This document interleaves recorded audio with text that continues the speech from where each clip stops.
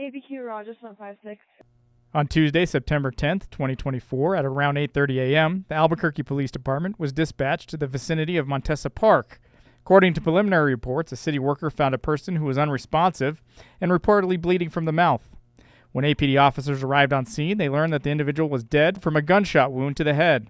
APD's crime scene specialists and homicide detectives were called out to the scene to investigate and document evidence. While on scene, we observed a man dead, normally where ATV riders use their equipment. We'll update this story if we find out any information.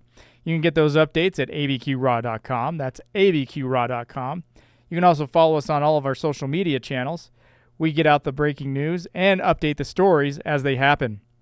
You can also support us on our Patreon page, where we post additional videos and criminal complaints from certain cases.